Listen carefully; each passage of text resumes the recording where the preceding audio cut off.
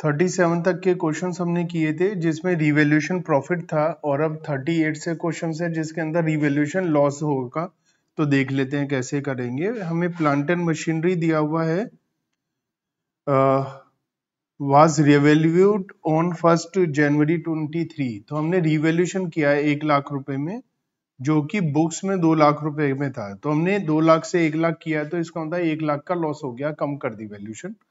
Book value at the end of the year 160 थी। तो book value की बात करें तो beginning of the year 2 lakh थी, और book value at the end of the year 1,60,000 है। तो डेप्रीशिएशन 40,000 का हो गया। डेप्रीशिएशन की rate 40,000 divide by 2 lakh into 100, 20% हो गई। अब एट द बिगनिंग हमने रिवैल्यूएशन किया है, और बुक वैल्यू है 2 लाख, रिवैल्यूएशन करा है 1 लाख,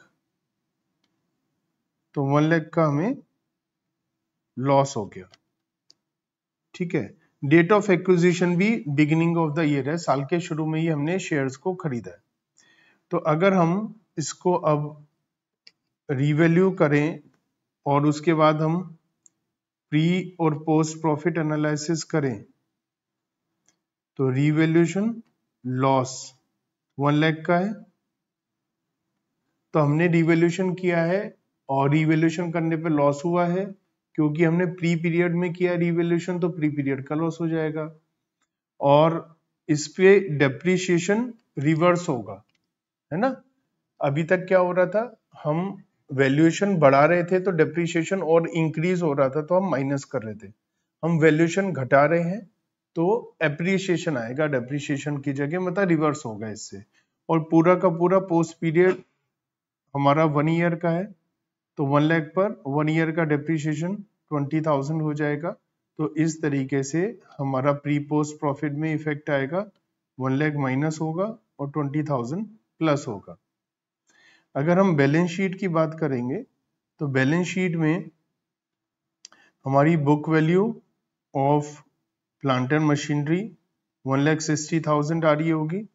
हमने इसमें रिवैल्यूएशन किया है 1 लाख रुपीस डिक्रीज, और एप्रिसिएशन है reversal of depreciation 20,000।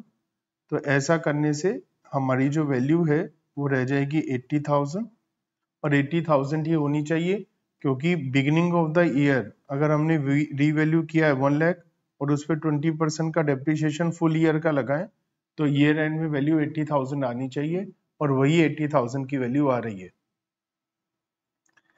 Question number 39 करते हैं। 39 में प्लांट एंड मशीनरी का revaluation at the beginning of the year हुआ है, जो at the beginning of the year 2 lakh की वैल्यू थी। Book value at the end of 160 थी। तो सारा क्वेश्चन अभी तक 38 की तरह है। वन डिफरेंस क्या है, 38 में डेट ऑफ एक्विजिशन 1 जनवरी थी, इसमें डेट ऑफ एक्विजिशन 1 जुलाई है, और कोई फर्क नहीं है।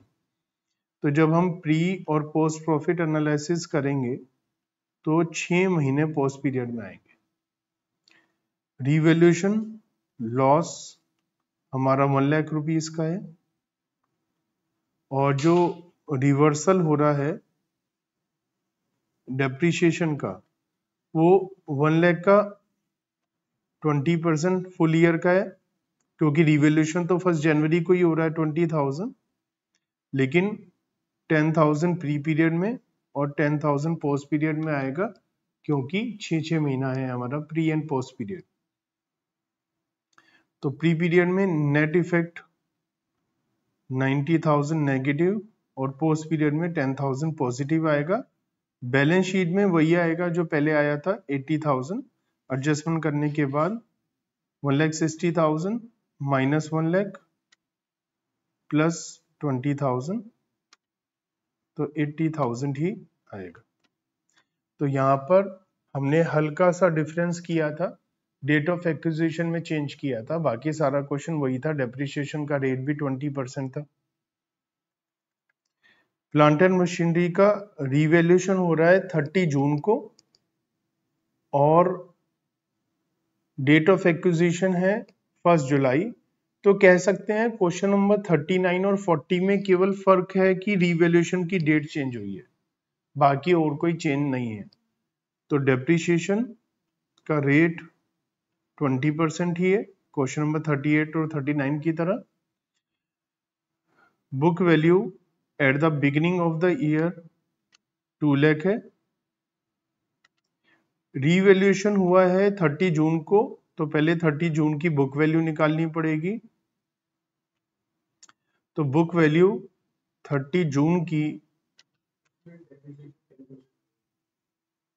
अच्छा डेप्रिसिएशन 10% है, यहाँ पर 1,80,000 है बुक वैल्यू, 2 लाख से 180 हो गई, तो 20,000 का डेप्रिसिएशन है 2 लाख पर, तो 10% का डेप्रिसिएशन है।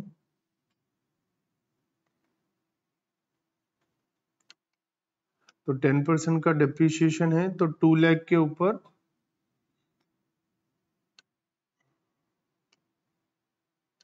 10% 6 मंथ्स का डेप्रिसिएशन लगाएंगे, 10,000 आ जाएगा।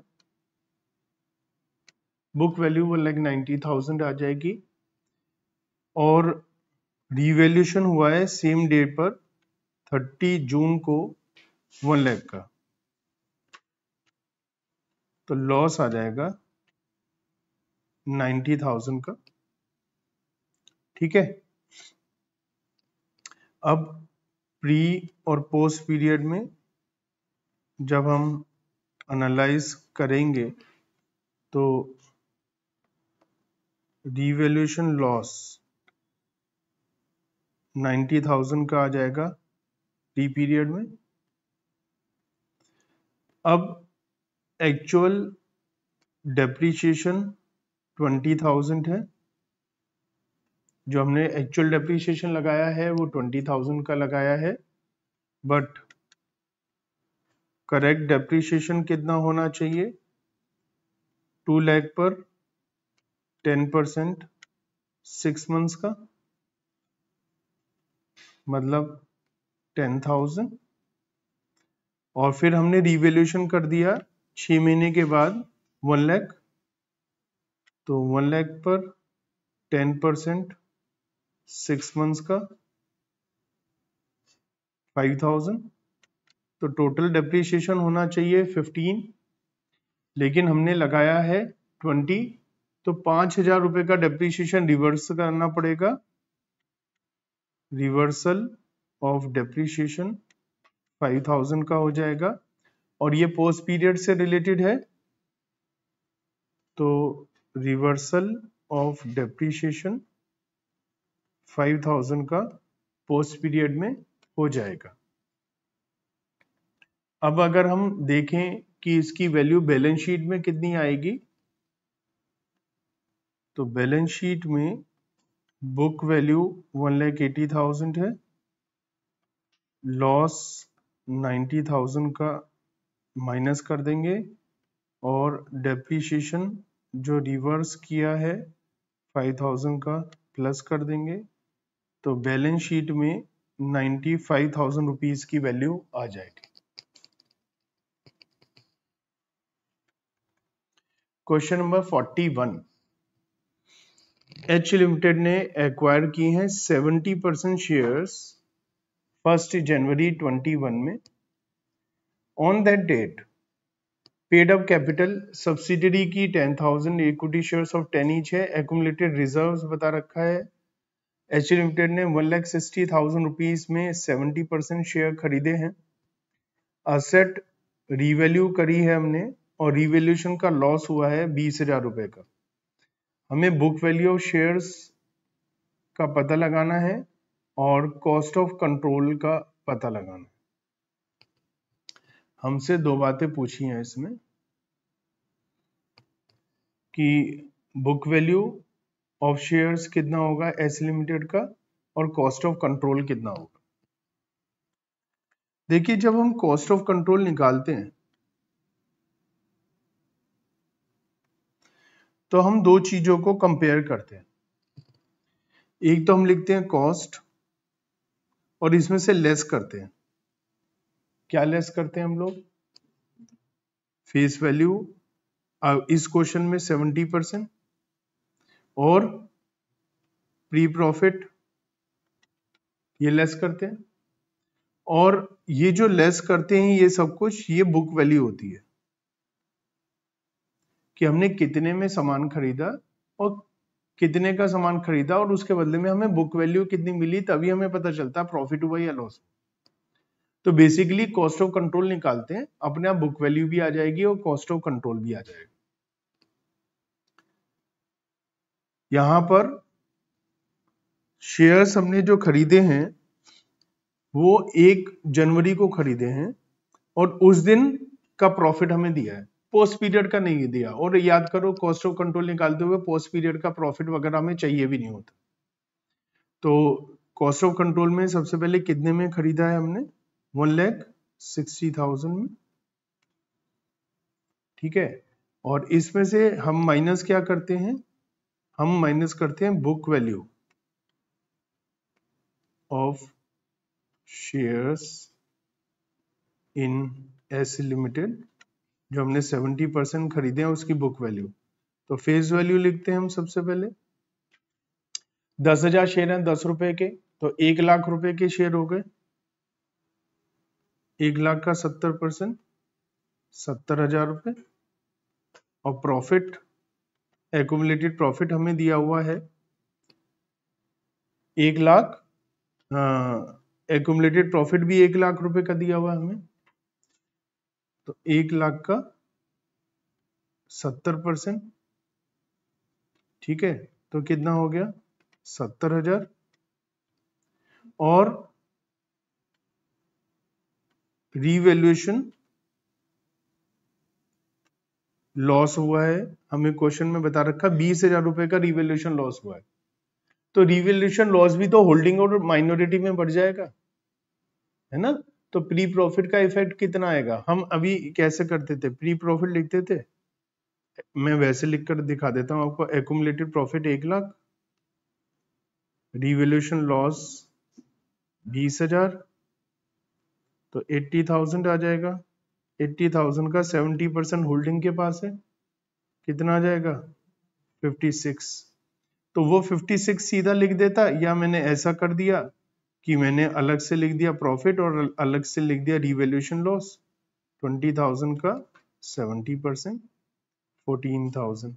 तो देखो ये मिलाकर तो 56,000 ही आ गया ना प्री प्रॉफिट। तो मैं चाहूं तो यहां पर आपको कंफ्यूजन ना हो तो मैं ऐसा लिख देता हूं, प्री प्रॉफिट 56,000। तो 70 और 56 कितना हो गया? 1,26,000। यही बुक वैल्यू है। तो 1,26,000 बुक वैल्यू है, 70% वाली बुक वैल्यू। 100% के लिए 126 को 70% से डिवाइड कर दोगे तो 100% बुक वैल्यू आ जाएगी। और हमारे को गुडविल आ गया ना, हमने महंगे शेयर खरीदे, कितना एक्स्ट्रा पेमेंट करा हमने? 34,000। तो 34,000 की गुडविल आ गई। क्वेश्चन नंबर 42, यहां पर हमें बोला है कि एक्स और वाई दो कंपनी है, हमें माइनॉरिटी इंटरेस्ट और कॉस्ट ऑफ कंट्रोल निकालना है। बैलेंस शीट दी हुई है हमें दोनों कंपनी की। Asset of Y limited included equipment, ये असेट्स ऑफ वाई मतलब 795। इसके अंदर इक्विपमेंट है 1,50,000 का, जिसका रिवैल्यूएशन 1,25 हुआ है, तो 25,000 का रिवैल्यूएशन लॉस है। और हमें डेप्रिसिएशन वगैरह के बारे में कोई जानकारी नहीं है तो उसे इग्नोर कर देते हैं हम लोग। Investment of X limited were in share of Y limited and the same was acquired on 31 March. इसी दिन शेयर खरीदा जिस दिन बैलेंस शीट है, तो पोस्ट पीरियड है ही नहीं। सारा का सारा क्या है? प्री पीरियड है। पोस्ट पीरियड इस क्वेश्चन में है ही नहीं, तो पोस्ट पीरियड है ही नहीं तो फिर डेप्रिसिएशन वगैरह एप्रिसिएशन की बात ही नहीं आएगी। सारा का सारा प्री प्रॉफिट है। शेयर्स खरीदे हैं 4,000, शेयर हैं 5,000, 100 रुपए वाले है ना, तो 4000 शेयर 100 रुपए वाले 4 लाख वाले खरीदे 5 लाख में से, तो होल्डिंग के पास कितने परसेंटेज शेयर है? 4000 है 5000 शेयर में से, तो 80% शेयर्स हैं होल्डिंग के पास। चलिए सबसे पहले हम वही काम हमेशा की तरह analysis of profit of subsidiary मतलब वाई लिमिटेड करते हैं। सारा का सारा प्री प्रॉफिट है, पोस्ट में कुछ है ही नहीं, क्योंकि हमने शेयर आखिरी दिन खरीदे, तो पोस्ट का बनाने की जरूरत नहीं है, कॉलम पोस्ट है ही नहीं। तो प्री प्रॉफिट में क्या आएगा, जो जनरल रिजर्व है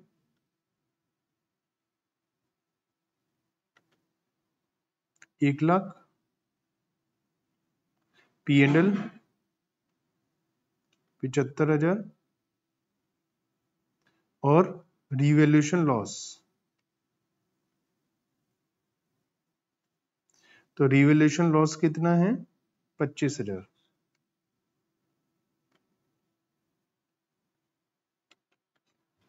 तो ये सब ऐड करके कितना आ जाएगा 1,50,000। 80% होल्डिंग के पास है, 20% माइनॉरिटी के पास है, तो 1,20,000 और 30,000 आ जाएगा। ठीक है, अब हम कॉस्ट ऑफ कंट्रोल निकाल लेते हैं।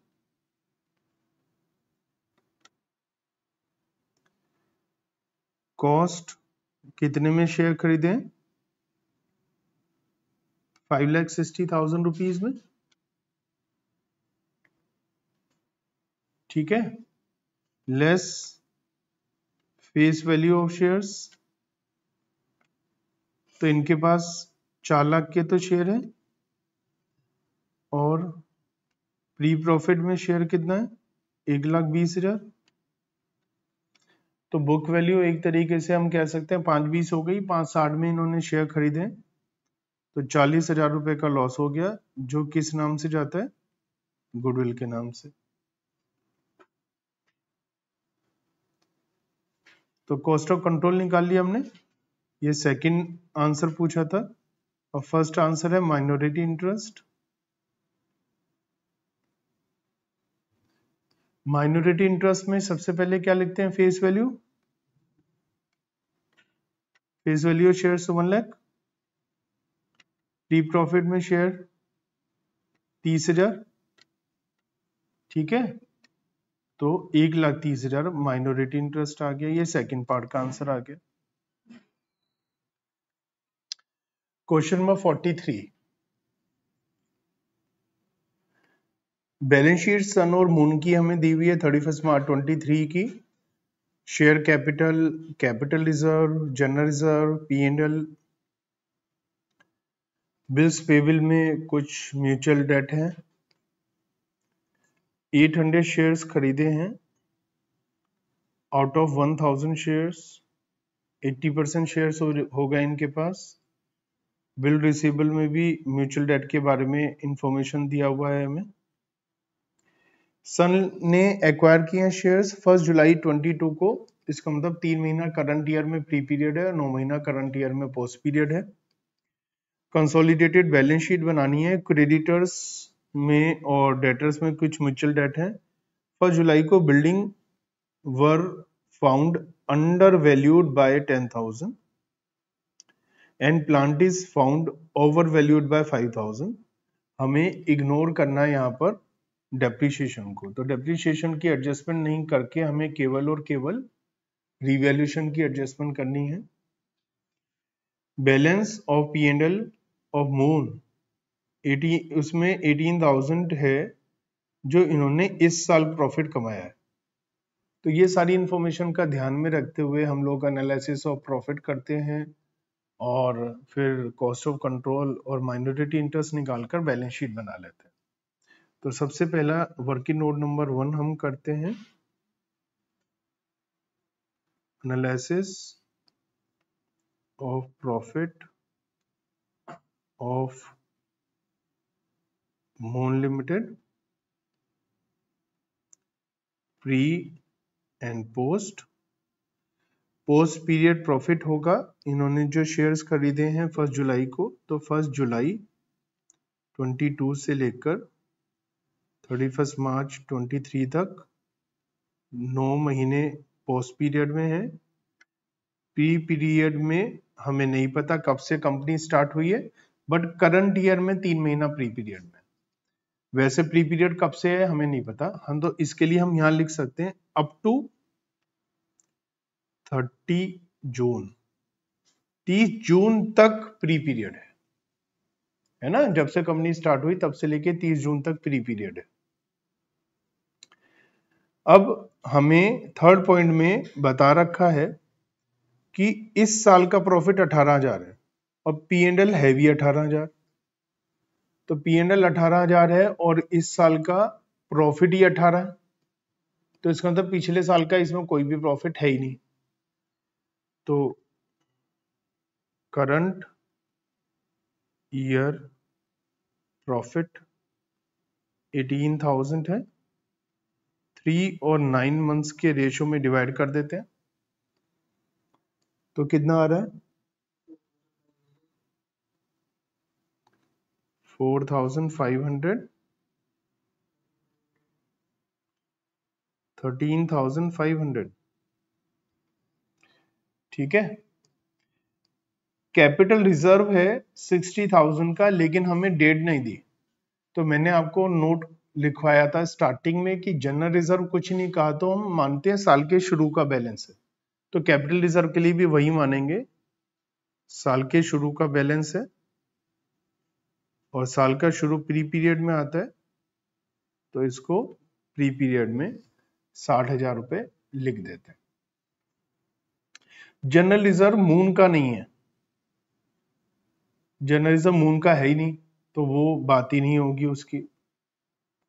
रिवैल्यूएशन के बारे में देख लेते हैं। पॉइंट नंबर 2, 1 जुलाई को बिल्डिंग अंडर वैल्यूड है 10,000। बिल्डिंग को देखा तो वो कम वैल्यू है 10,000, तो उसे 10,000 से बढ़ाना पड़ेगा, तो रिवैल्यूएशन प्रॉफिट हो जाएगा ऑन बिल्डिंग।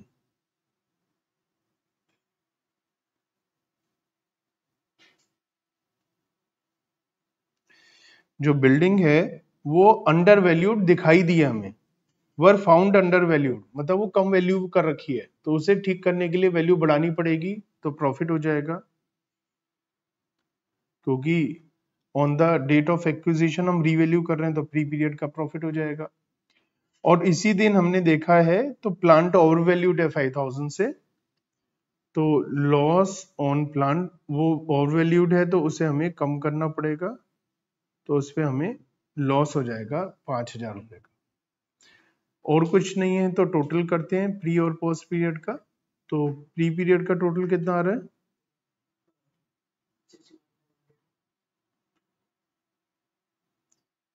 होल्डिंग के पास 80% शेयर्स हैं, तो कितना आएगा 80%,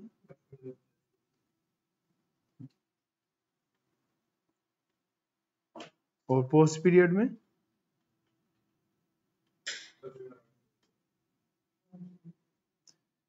माइनॉरिटी के पास 20% शेयर्स हैं,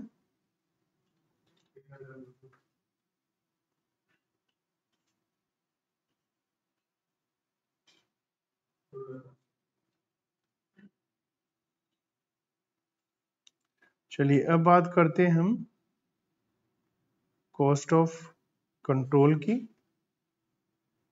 तो जो हमने शेयर्स खरीदे हैं वो 1,70,000 रुपए में खरीदे हैं, बदले में हमें क्या मिला है, face value of shares 80%, 1 lakh का 80% 80,000, और हमें मिला प्री प्रॉफिट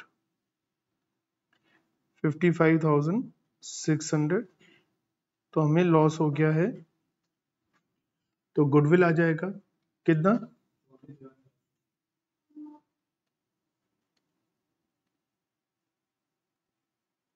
माइनॉरिटी इंटरेस्ट निकाल लेते हैं, face value of shares 20,000, pre profit 13,900, post profit 2700, total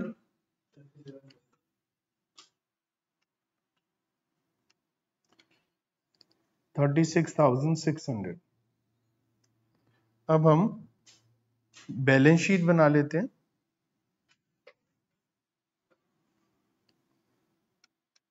consolidated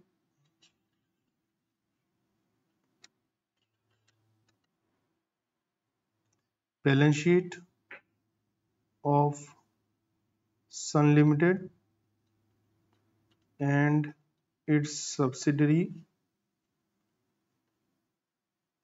Moon Limited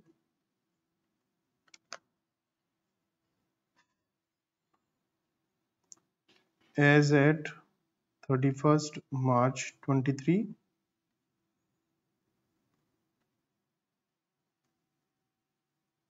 equity and liability। Equity and liability में equity share capital share holder fund में आएगा, शेयर होल्डर फंड में share capital में आएगा equity share capital 2,50,000 केवल holding company का आता है 2,50,000। कैपिटल रिजर्व होल्डिंग का नहीं है और ना ही पोस्ट प्रॉफिट शेयर है कैपिटल रिजर्व में होल्डिंग का, तो ये नहीं आएगा। जनरल रिजर्व आ जाएगा और जनरल रिजर्व तो पूरा का पूरा है ही होल्डिंग का, तो हम पूरा का पूरा होल्डिंग का 1,20,000 लिख देंगे। इसमें कुछ पोस्ट प्रॉफिट का है ही नहीं, माइनॉरिटी का तो हम लिख लेते हैं 1,20,000। पी एंड एल होल्डिंग का सन लिमिटेड का है 28,600, इसमें प्लस कर देंगे post share profit in subsidiary जो कि है 10,800, तो 28,600 प्लस 10,800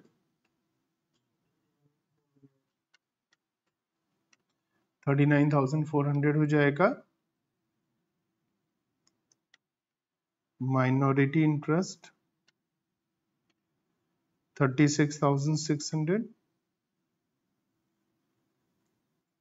इसके बाद नॉन करंट लाइबिलिटीज, ये हमने शेयर होल्डर फंड में लिखा था। Loan from bank 50,000। Current liabilities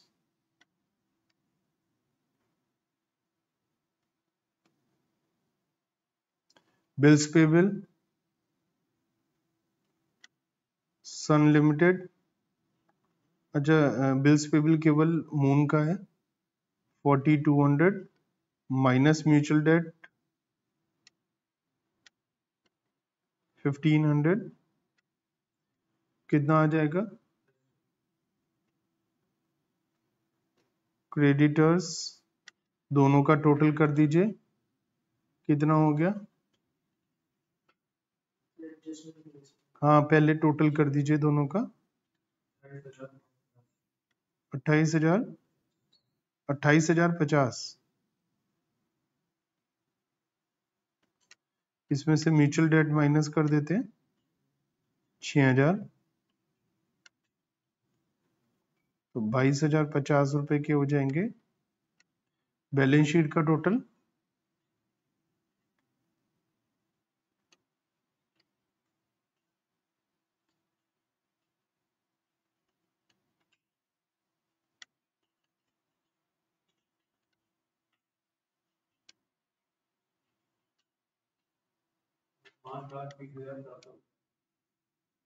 5,20,750। Asset side में बिल्डिंग टोटल करिए दोनों की बिल्डिंग का 75 और 90 165, और बिल्डिंग को हमने अप्रिशिएट किया है 10,000, तो ये हो जाएगा 1,75,000। इसके बाद प्लांट है, प्लांट का टोटल करते हैं 174,700। इसमें से लेस कर देते हैं रिवैल्यूएशन लॉस 5,000 रुपये, तो 1,69,700। इन्वेस्टमेंट तो आएगी नहीं, इंटेंजिबल असेट्स में गुडविल आ जाएगी,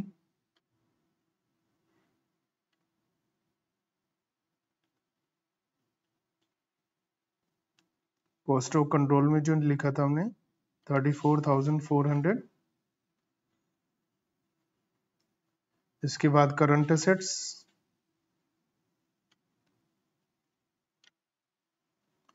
करंट एसेट्स में स्टॉक, स्टॉक से रिलेटेड कोई एडजस्टमेंट नहीं है तो 88,000। डेटर्स ऐड कर दीजिए 41,000 माइनस म्यूचुअल डेट, ये हमारा ट्रेड रिसीवेबल्स में आ जाता है 6,000, तो 35,000 आ जाएगा। ट्रेड रिसीवेबल में बिल रिसीवेबल भी आता है,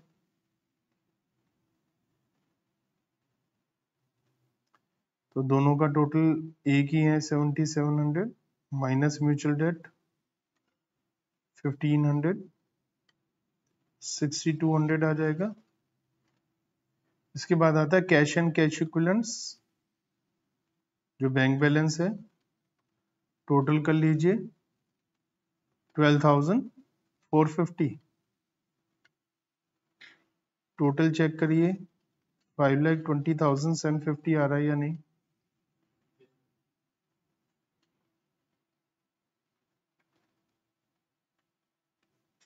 तो आप देख सकते हैं इसको आराम से।